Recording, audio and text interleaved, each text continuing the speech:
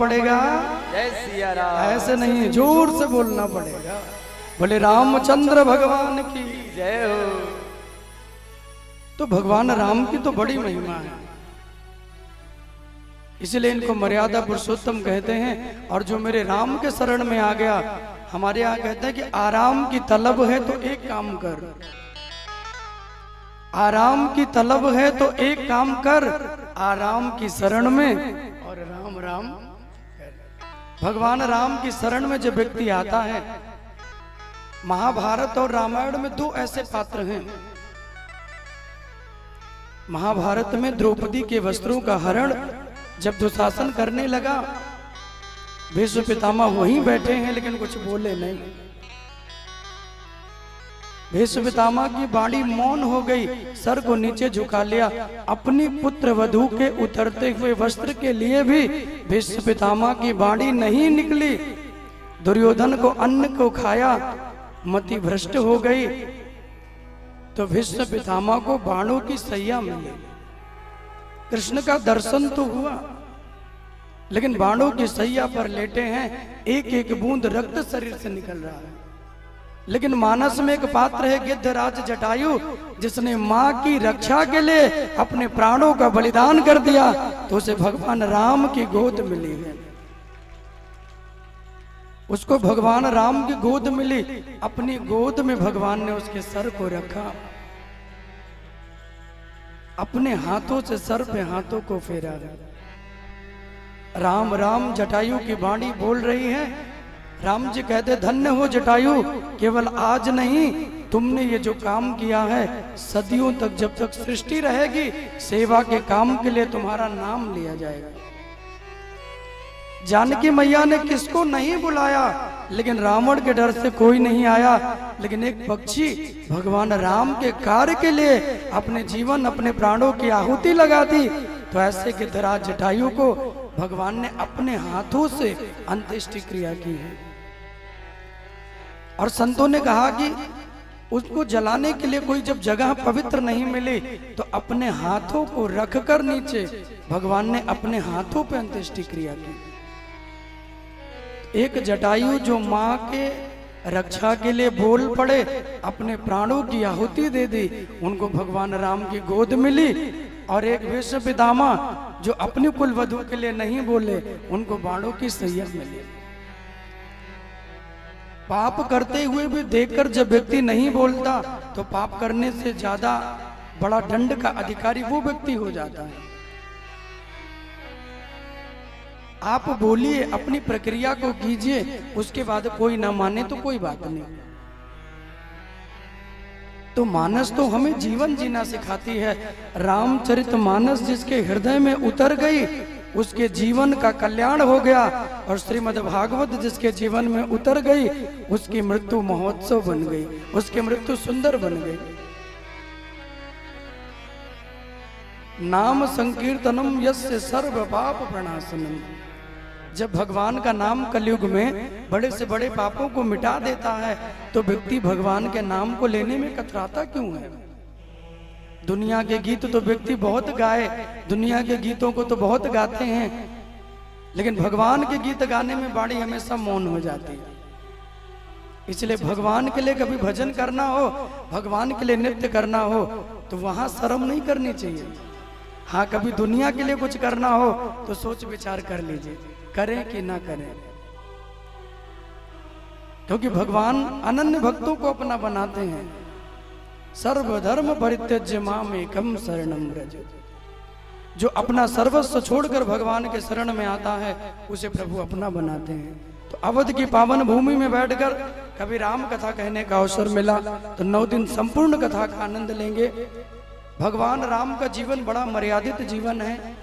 अपने माता पिता गुरु का हमेशा आदर किया। आप भी अपने माता पिता गुरुजनों को नित्य प्रणाम करिए। बिना आज्ञा के भगवान राम कोई काम नहीं करते। और जिनका राज तिलक होना है, उनके लिए कई माँ ने कह दिया कि तुम्हें बन जाना है, तो 1 मिनट के लिए भी भगवान सोचे नहीं। यद्यपि दशरथ जी ने, कौशल्या जी ने रोका कि राम तुम वन मत जाओ, लेकिन कई माँ का आदेश है, भगवान बन जाने के लिए तैयार हो गए। और जब अयोध्या को छोड़ के भगवान राम चले हैं ना, तो जितने अवधवासी थे कितना प्रेम था, जरा विचार करिए। पूरी अयोध्या भगवान राम के लिए आतुर होकर, विह्वल होकर अवध को छोड़ के राम जी के पीछे पीछे चल पड़ी। राम जी ने कहा कि भैया तुम यहीं रहो, तुम मत जाओ। अयोध्या के नर नारी कहते हैं, अवध तहां जहां राम निवास। यदि अयोध्या में राम नहीं तो अयोध्या मेरे किसी काम की नहीं, और यदि राम जंगलों में भी रहेंगे तो राम जी की अयोध्या वहीं स्थापित हो जाएगी। राम जी जंगलों में रहे तो समझो अयोध्या वहीं रही। तो जिन भरत के लिए भगवान ने अपने राज्य सुख को छोड़ दिया, क्या भरत जी ने उस सुख को ग्रहण किया? आज का क्या कोई भाई हो और बड़ा भैया चला जाए साधु का वस्त्र पहन के 14 वर्षों के लिए, तो छोटे भैया का तो आनंद ही हो जाएगा। आहा महाराज, कभी न लौटे तो ज्यादा बढ़िया है ना। स्वार्थ मन में हो गया, अब निस्वार्थ प्रेम नहीं रहा। भरत जी ने अपने माँ कैकेयी को जो वचन रामायण में कहे हैं ना, आप कभी पढ़िएगा। आपके मुख में अग्नि नहीं लगी, आपके मुख में कीड़े नहीं पड़े, और भैया राम के लिए वन मांगते हुए क्या तुम्हारी ये पापी जीभ कट करके नीचे नहीं गिरी?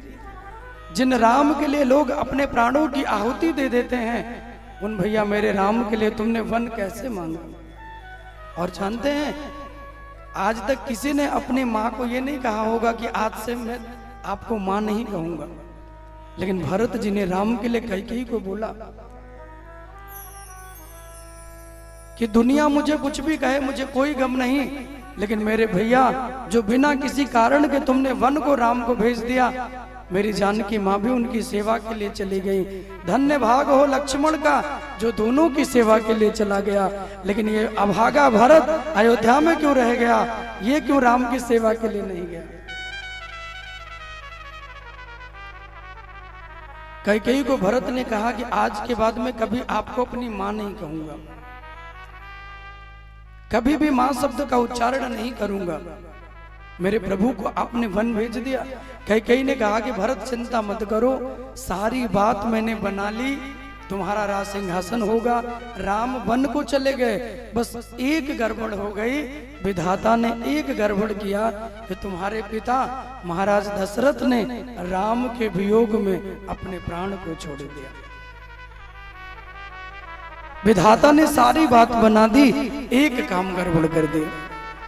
पिता के मरण को भी भरत जी भूल गए भैया राम के वन गमन को सुन के। क्या आज का कोई भाई भरत जैसा राम को प्रेम करेगा? क्या आज का कोई भाई लक्ष्मण के जैसा बड़े भैया की सेवा करता है? क्या आज का कोई बड़ा भाई छोटे भाई के लिए कुछ त्यागता है? यहाँ तो अयोध्या में देने के लिए झगड़ा हो रहा है, बाकी दुनिया में लेने के लिए होता। मुझे लिया, मुझे आपसे ये नहीं मिला, मुझे ये नहीं मिला, आपने दिया नहीं। और यहाँ कहते तुम ले लो, तुम ले लो, बोले हमें नहीं चाहिए। और भरत राम को मनाने के लिए चित्रकूट तक गए हैं। सबको तो रथ में बिठाया, लेकिन भरत जी नंगे पांव जाते हैं। राम के दर्शनों के लिए जितने जीव जंतु हैं, वो भगवान जब रास्तों से निकले तो राम के दर्शनों के लिए पहुंच गए। सांप, बिच्छू, अजगर, कितने कितने विषैले जंतु भगवान राम का दर्शन करते हैं। और जब उन रास्तों से भैया भरत जी निकले हैं ना, तो उन विषैले जानवरों ने, जंतुओं ने अपने विषैले दांतों को तोड़ दिया श्री भरत जी महाराज के दर्शनों के लिए। कहीं ऐसा ना हो मुझे विषैला जानकर और लोग मुझे रास्ते से हटा दें और मुझे भरत का दर्शन ना हो।